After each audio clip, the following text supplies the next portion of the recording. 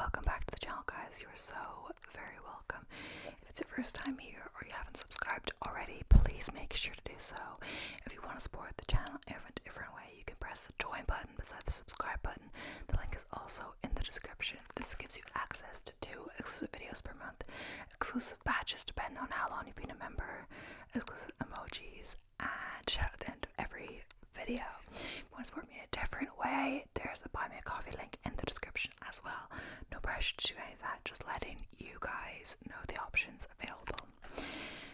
So yeah, welcome back. Hope you guys are doing well.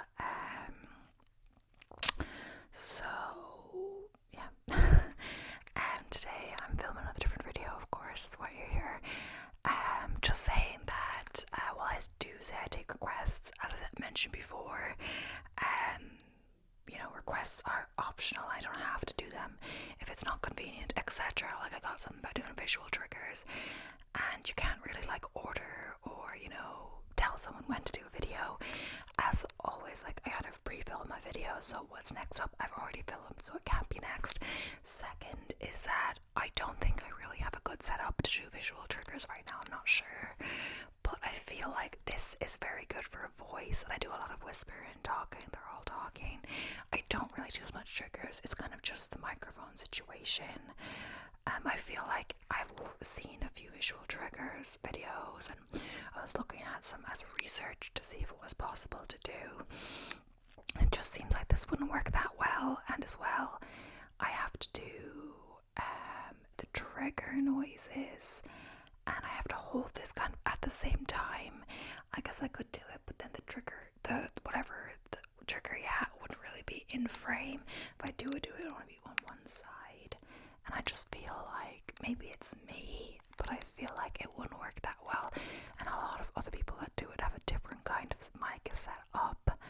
That doesn't say I'm not going to do it in the future, but it may be a while. So there are plenty of other creators out there who are great, who do visual triggers. Like, I'm pretty sure Sarah Lavender does, and I love Sarah Lavender now. Abby ASMR does some of the light triggers, which would be interesting, and that's not like a noise, but I'm not sure how that would be affected with the background, etc. When she was doing, she had a really dark background, so I don't want to do it today. Just have to scrap it, as well as I've been quite tired, and I kind of just want to stick to what's familiar for right now for filming, to keep getting content out, and to not do something crazy new. When I'm also trying to right after this go on runs and all of that, and I've been having to take daily naps because I'm quite tired. It's just because I believe my volume of running this month up from last month is nearly 90 kilometers more, which is quite a lot. But it's just because the plan I'm following, I know you're only meant to increase mileage at a certain rate, but the plan I'm following as well, sometimes the month, you're just more tired than others, and yeah, that's just how it is. And I think hopefully we're getting out of it. I've just had a smoothie, or kind of like a banana kind of shake thing, so hopefully that'll give me some energy for my run. But yeah, a lot of running is tiring, and yeah, I just don't want to do too many new things. I'm not sure if I could execute this whole visual triggers thing well, and of course I have no obligation to do so right now. You're free to find another video for that or whatever. Okay, so I won't be doing that today, but or in the really upcoming future. I'm not sure about more in the future than that. So yeah, today, as you can probably tell by the title, I'm doing bizarre or cases. I think the exact wording is let me see my notes. It's good that I wrote some notes about what to do at Whispered Stories of bizarre legal cases. So I found a good few articles. So basically,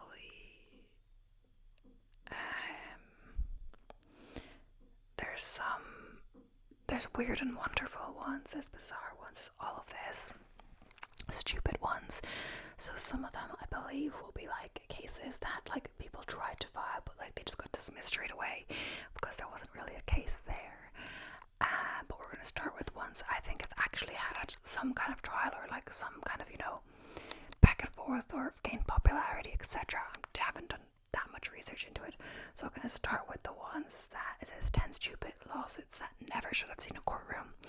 Then I guess we'll move on to more ones that didn't really get a proper, it was too stupid to even, think about doing, or it didn't make sense. There was no case there.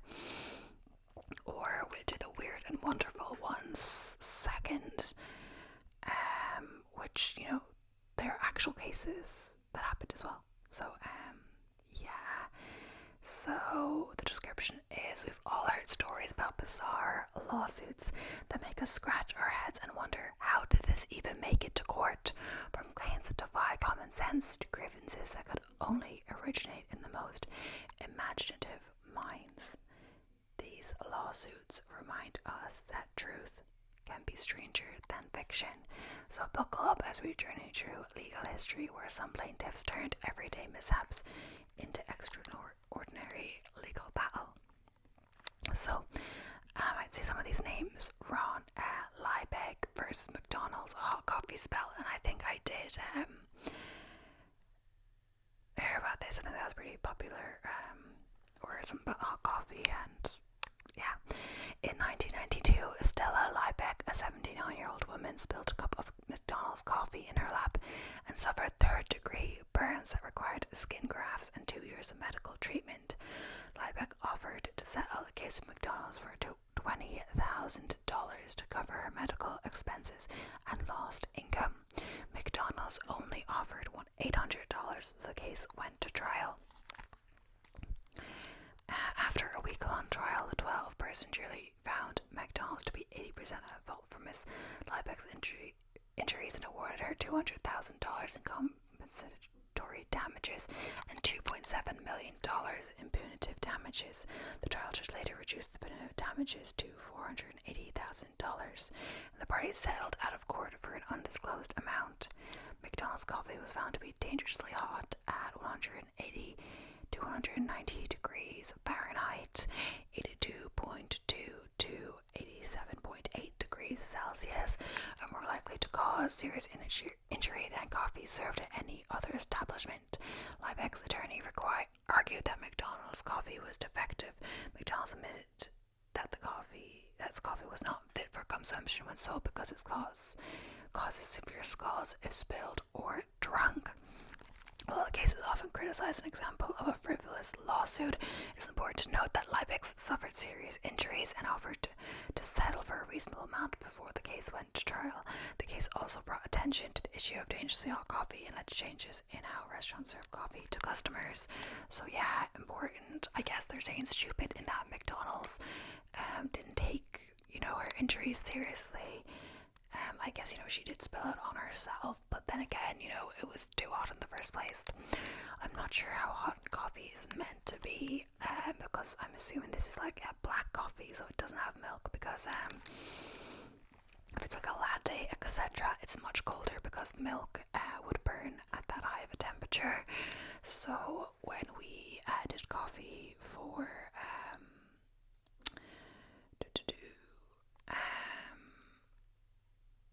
when I worked in a coffee shop, we heated the milk froze, you put on the shots, and then you would heat the milk, and you do 50 degrees as the regular temperature that you would do coffee to, and it would usually milk too, and then it would usually go up a few degrees after you turn the thermometer or the steamer off, because we had a thermometer always in the milk. So that's how we knew when to stop frothing. But like, if you had really experience, you'd know by the feel of the jug on the hand or whatever else. But yeah, so if it was 40 if someone wanted it less hot, or for kids we did less hot as well with hot chocolate, and 60 degrees Celsius. I'm saying, of course, Celsius if you wanted extra hot, but any more than that would be like burning the milk. Any more than that, so this coffee was 82.2 to 87.8. So the Americano, I believe, like with no milk in the Americano, would be hotter. We just had the boiled water in the machine, but I'm not sure how boiling it was. It did feel quite hot, but yeah, I'm not sure if it was the same temperature as that or not.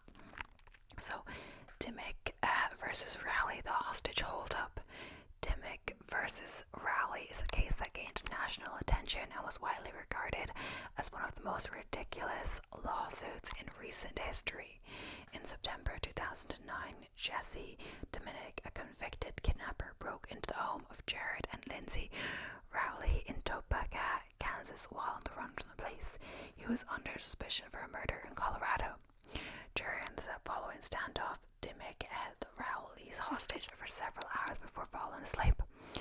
According to Dimmick, he illegally bound an oral contract with the Rowleys. They would hide him from the police in exchange for money. However, after his arrest, Dimmick was convicted of kidnapping, theft, and eluding police. The Rowleys filed a lawsuit against Dimmick seeking $75,000 in damages for breaking into their home and causing emotional distress. In 2011, Dimmick filed a countersuit against the Rowleys seeking $235,000 in damages for breach of a contract. His suit was unsuccessful and he was sentenced to 11 years for 2 counts of kidnapping. He was then sent to Colorado for trial, convicted, and sentenced to 37 years. In 2013, a Shawnee County District Court dismissed the Rowleys' lawsuit against Dimmick upon their request. So, Naruto versus Slater, a monkey selfie, and other. I'm not sure if we'll get to all the things I said, but I might do a second video if we don't get to all the categories that I was talking about. In the case of Naruto versus Slater, a monkey named Naruto filed a copyright infringement claim over a selfie he took on a wildlife photographer's unintended camera. The photographer David Slater and the publishing company Wildlife Personality Ltd. published the monkey selfies in a book. The lawsuit gained significant attention and raised intriguing legal questions. The district court initially granted the defendant's motion to dismiss, ruling that Naruto lacked standing under Article 3 in the Copyright Act. However, the Ninth Circuit Court of Appeals affirmed Naruto's Article 3 standing, stating the complaint included facts sufficient to establish that Naruto was the author and owner of the photographs and had suffered economic harm. Despite this, the court held that Naruto lacked statutory standing because the Copyright Act did not authorize animals to file copyright infringement suits. The case ultimately ended with a settlement agreement between Slater and PETA, the organization representing Naruto. When Slater agreed to donate 25% of his future proceeds from the use of the selfies to charities protecting wildlife, the Ninth Circuit refused to dismiss the appeal, stating that a decision would be helpful to lower courts interested in developing an area of the law. And also, I'm really confused about that. How did Naruto, file the complaint? It must be PETA or I'm actually sorry to but them representing him, like the monkey didn't really care, did he? It was people really saying the monkey did because the people wanted money or whatever, because I guess the monkey did take the picture, we'll agree with that, but I doubt he's filed a lawsuit. Stambowski versus Ackley, a haunted house. In this case, Jeffrey Stambowski entered a contract to purchase a house from Helen Ackley in Nyack, New York.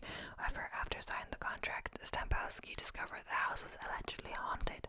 Feeling deceived, Stambowski sought to rescind the contract and recover his down payment, arguing that Ackley had a duty to disclose the house's haunted status. The court ruled in favor of Stambowski, stating that Ackley had a duty to disclose the house's haunted status. The court considered the house's reputation as a haunted house and the fact that Ackley had promoted the haunted status in media interviews. Based on these factors, the court held that Ackley had a duty to disclose this information to Stambowski. The court's decision was based on the caveat emptor, buyer beware principle, which is a general rule in real estate transactions.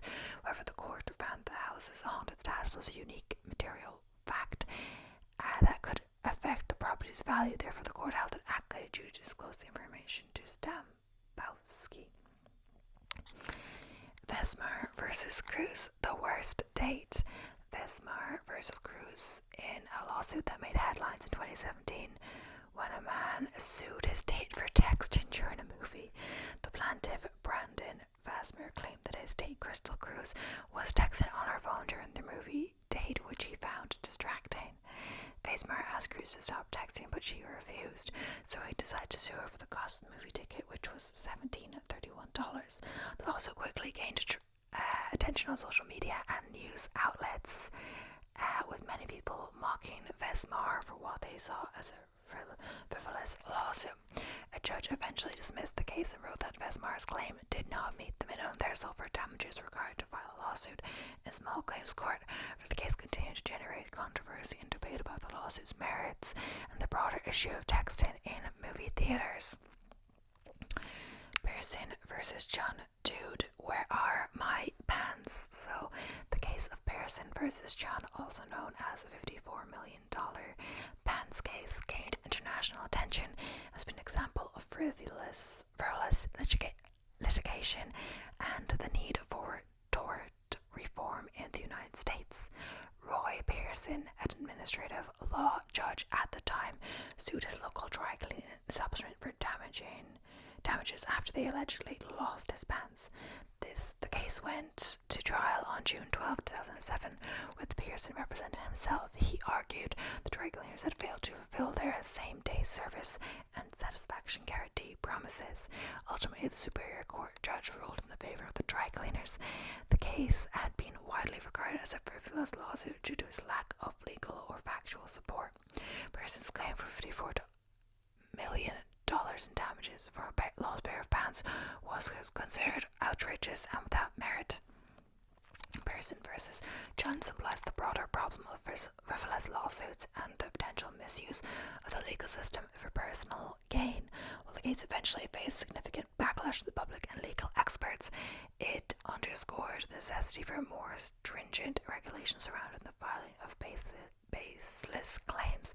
So yeah, it seems like when these are dismissed or they're not significant or whatever, it seems like they do put about change in that it helps them think about that they need better regulation for lawsuits, because then anyone can file these claims for personal gain. Ramirez versus Kraft Heinz Food Company, a cheesy situation. So Ramirez versus Kraft Heinz Food Company is a recent case. I'm not sure when this article is written, so I'm not sure when recent is. Filed in the Southern District of Florida, the plaintiff Amanda Ramirez filed a complaint against Kraft Heinz Food, alleging the company falsely advertised its Velveeta shells and cheats original microwave bowls that stay ready within 3.5 minutes. Ramirez alleged that these instructions only describe the cooking time and failed to take into account the time it takes to remove the lid, add the cheese sauce, add water, and stir. She claimed that she had known it would take longer than the stated time. She never would have purchased the product. Ramirez argued that the packaging constituted false advertising in violation of Florida's Deceptive and Unfair Trade Practices Act. She asked that Kraft ceases deceptive advertising and demanded $5 million in punitive damages. However, on July 22nd, 2023, the court dismissed Ramirez's complaint for failure to state a claim. The judge ruled that Ramirez had not provided enough evidence to support her claim. The label would mislead a reasonable consumer. The judge also noted that Ramirez had not suffered any actual harm from purchasing the product and therefore did not have standing to bring the lawsuit. On a side note, her attorney had also filed a lawsuit against Frito-Lay for its hint of lime Tostitos, which the plaintiff in that case claimed contained only a negligible or de minimis amount of lime. Okay, that's getting crazy. I guess you just have to use common sense in that kind of scenario as well. I guess it may say, ready in whatever 3.5 minutes on the front, but if you read the back, and I've never seen this product or whatever, but if you see the back, you usually have a little picture of the cooking, or the oven, or the microwave, or whatever you use. It's different cooking methods, because sometimes things have more than one cooking method, but if it's just the microwave, it will say put it in the microwave for 3.5 minutes. So obviously, if it says that on the back, which I'm not sure if it says on the back, it might not say that on the back, it's obvious that the other elements like mixing stuff, adding water, are separate things. Like, this is common sense. They don't know how long it's going to take you to put things in if you're a really slow person, you know. But it won't be like any more than like a minute, or I don't know, whatever it is. And like, yeah, like, how did that bother her so much? Like, yeah, it's crazy what has come to in some of these cases. But yeah, just have a little bit of water. Berkman versus Roberts AM gourmet meal. Berkman versus Robert AM gourmet food snack time. Berkman versus Roberts AM gourmet food is a case decided on June 26, 2007 in the Supreme Court of New York. The plaintiff, Berkman, filed a lawsuit against Roberts American Gourmet Food Incorporated, alleging the company had falsely advertised its pirate booty snack as being trans fat free and all natural when it contained trans fat and other artificial ingredients. Berkman claimed that he had purchased the product based on these false claims and suffered damages as a result. The court dismissed the case, stating that the plaintiff had failed to show that he had suffered any injury due to alleged false advertising. Critics argued the plaintiff's claims were baseless and the lawsuit was simply an attempt to extort money from the defendant. However, others argued that the case highlights the need for stricter regulation of food labeling and advertising to prevent companies from making false or misleading claims about the product.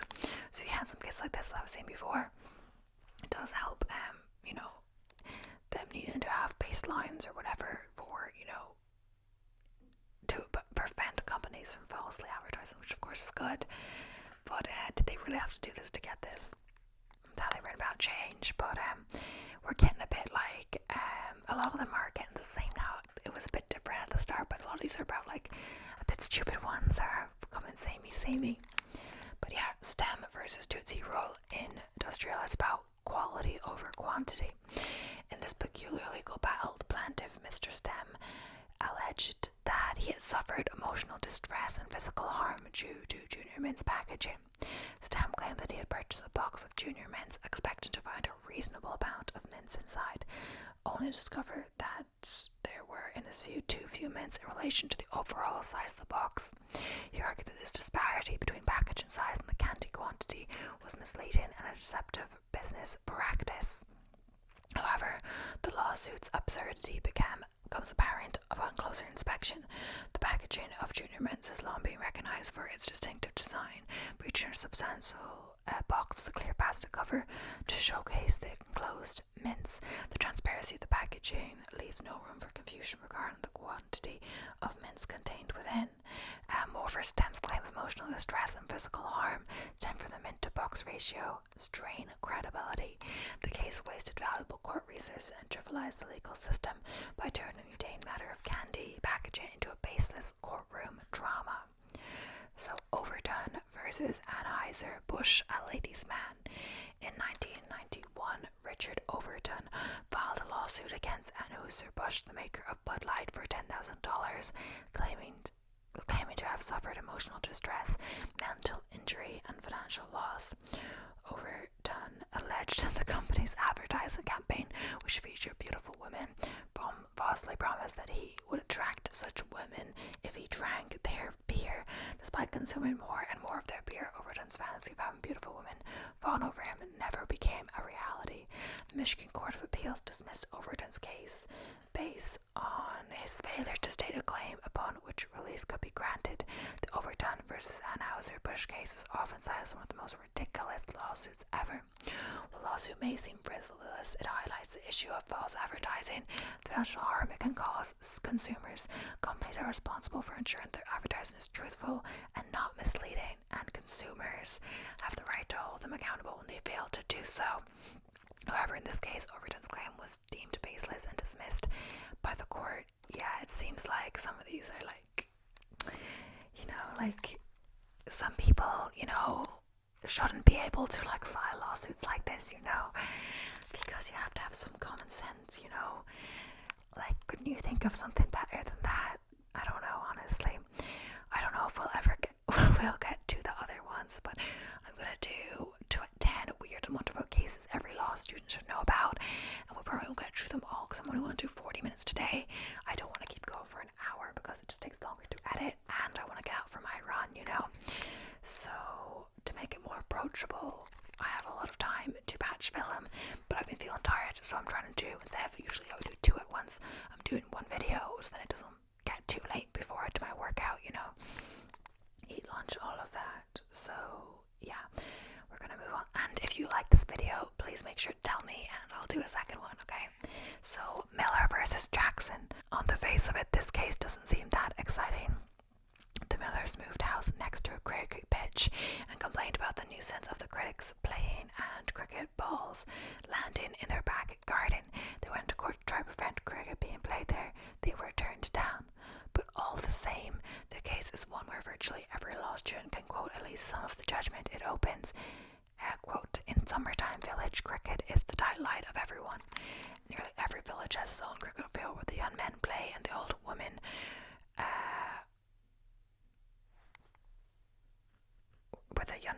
and the old men watch. In the village of Linson, County Durham, they have their own ground where they have played these last 70 years. They tend it well," and continues in a similar vein with the judge, Lord Denon, wondering if the cattle that grazed the before houses were built objected to the cricket. The final line of the Wikipedia entry on the case provides an equally enjoyable conclusion. Not long after the case, the Millers moved house. Okay, so at the heart, it's Carlisle versus the Carbolic Smoke Ball Company, or CO, that's company, right? At the heart of this case is the question of what constitutes a contract, something that we'll return to later in this list. Back in 1891, Britain was at the tail end of a flu pandemic, and yeah, this is by the Oxford Royale, so I believe this is like an English article, but maybe it's not all, I'm not sure. Was the tail end of a flu pandemic that killed around 1 million people worldwide, and carbolic smoke balls were a quack remedy to avoid getting the flu. Involved putting a tube up your nose which attached to a rubber ball filled with carbolic acid, which would cause your nose to run in confident. So confident were the Carbolic Smoke Ball Company in the quality of their product, they offered £100 reward to anyone who used a carbolic smoke ball regularly and subsequently got the flu. And it's worth bearing in mind that £100 in 1981 is the equivalent. But wait, now it says 1981, but it's 1891. That's weird. It switched the England. I believe it's the older one.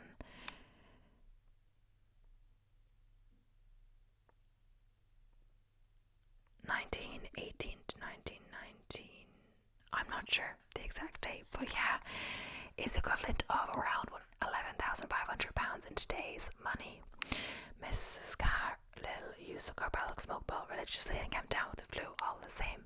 The carbolic smoke ball company had said in their advertisement, £100 reward will be paid by the carbolic smoke ball company to any person who contracts the increasingly epidemic influenza, colds, or any disease caused by taking cold after having used the ball 3 times daily for 2 weeks, and also added £1,000 is deposited with the Allianz Bank, Regent Street, to show our sincerity in the matter. But when Mrs. Carroll requested her money, they refused to pay up.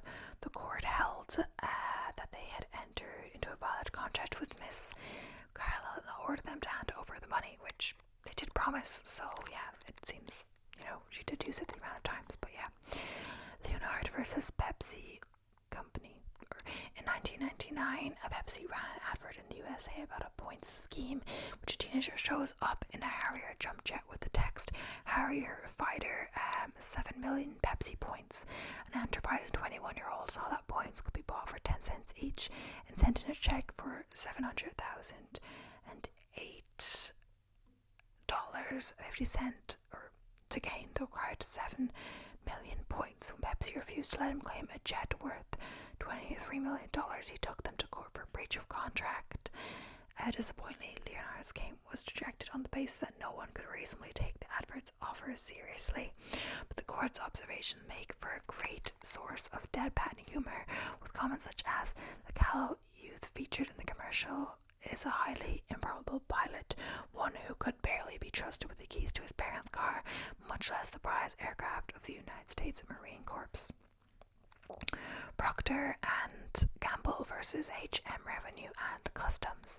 In the UK, VAT is a tax currently set at 20%, charged on products that are considered luxuries, so there's no VAT on apples, milk or tea, but there is on ice cream, cake, decorations, cereal bars and, crucially, crisps. This is a problem for Procter & Gamble, producer of Pringles, would rather not have to pay a tax bill for around £100 million if Pringles were considered crisps. How could Pringles not be crisps? Well, they're described on the packaging as a savoury snack. In 2008, a judge ruled that since the type of Pringles in questions were only 3% potato flour and 39% vegetable oil, they wouldn't be said to be made of potato flour, and therefore they weren't crisps. What they were instead is debatable, but fat-free anyway. But in 2009, HMRC appealed, and despite Procter & Gamble's strenuous arguments, there's nothing crisp-like about Pringles. HMRC won, and the Pringle was ruled to be a crisp after all. Yeah, Pringles are actually really nice, I think, but like they're not really made from like potatoes. Much like it's some different flours as well, like rice flour and all this other stuff. When you think about it, and like, I'm not saying crisps are healthy, and like it's chips if you're in the US, but we call chips what you call fries in the US. But basically, I guess crisps aren't really healthy at all, but they are good. But Pringles are good as well, but they're not crisps in the same way, but they're still good. Or EA conjoined twins. In the second half of this list, we look at some of the more unpleasant, though still odd, cases the law has had to address. Or EA was a case in England, 2001, where two twins, Gracie and Rosie, were bone joined at the abdomen, with Rosie dependent on Gracie to oxygenate her blood. If surgically separated, Gracie had a strong likelihood of survival, but Rosie would die. But if left conjoined, both twins were unlikely to see their first birthdays. Initially, a judge had ruled that separating the twins would not be murder, but passive euthanasia. The Court of Appeals rejected this ruling. Instead, they argued the defense of necessity could be used, and the surgeon would not have mens rea, criminal intent, implying culpability for murder, as he would be carrying out the operation to save Gracie rather than kill Rosie.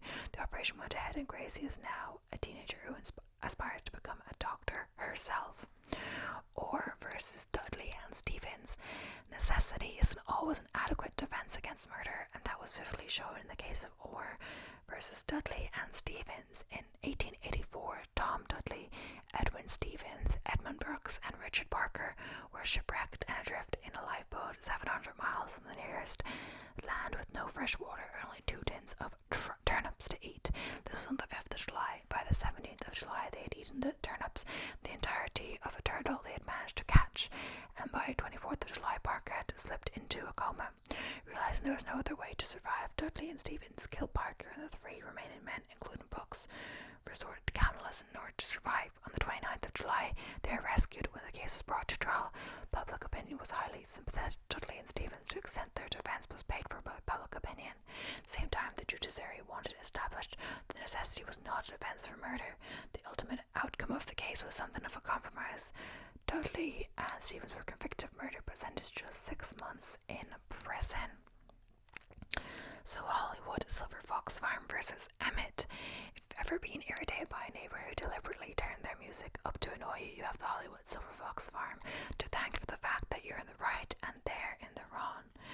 But in this case, it wasn't about loud music. The neighbor Emmett had fallen out with the owners of the Hollywood Silver Fox Farm and tried to disrupt their business of breeding silver foxes for the fur industry. Silver foxes are extremely nervy creatures, are likely to miscarry if disturbed when pregnant. So Emmett got his son to fire a gun repeatedly on the border between his land and the fox farm's breeding pens in order to upset the foxes and damage his neighbor's business. In court, Emmett defended his actions by saying the unusually sensitive, and he had the right to use his land in a reasonable manner. But the court ruled that no one has the absolute right to create noise upon his own land, because any right which the law gives him is qualified with the condition that it must not be exercised to the nuisance of his neighbours, and thank goodness for that. So I guess they're saying about like music as well, like you can't just put music as loud as you want on your land if it disturbs the neighbours on next door or whatever. Orr versus Thabo Melly. If you thought Orr versus Dudley and Stevens was gruesome, you might want to skip past this one. In 1954, 4 men in a criminal gang decided to commit a murder and make it look like an accident. They brought their victim to a hut, got him heavily drunk, and hit him around the head with the intent of killing him. Believing they had killed him, although they had only knocked him unconscious, they threw his body over a cliff. He survived that too, but later died of exposure. To commit murder, you need to have a mens rea, guilty mind, and actus reus, guilty deed. I'm probably saying it wrong, that's Latin. At the same time, killing someone when you didn't intend to isn't murder, and thinking of killing someone but not doing it isn't murder either. In court, the gang argued they had intended to kill him in the hut and actually killed him by leaving him exposed to the elements at the base of the cliff, but that mens rea and actus rea had not happened at the same time, in much the same way as if you thought of your friend, I wish you were dead, and then accidentally dropped a piano on them 2 months later. Their other thought wouldn't make the accident count as murder. But if this seems absurd, be reassured the rule said it was all part of the same act and found them guilty of murder. So Orr versus Raby. Wayne Raby was a 20-year-old geology student in Canada in 1980 who was interested in a female student in his class. So far so much like normal university life, but when they were studying together, Raby found a letter that the woman had written to a friend of hers where she said that Raby bugged her and described him as nothing, which also mentioned that she was interested in someone else. And when Raby met her in the court later that day, he asked her what she thought of him. She told him she saw him as a friend and he had attacked her and hit her with a rock. Sample, being a geology student, he had this to hand. At the trial, he claimed that he had suffered such a psychological blow that he had slipped into a state of automatism, but this was a one-off and wasn't likely to happen again.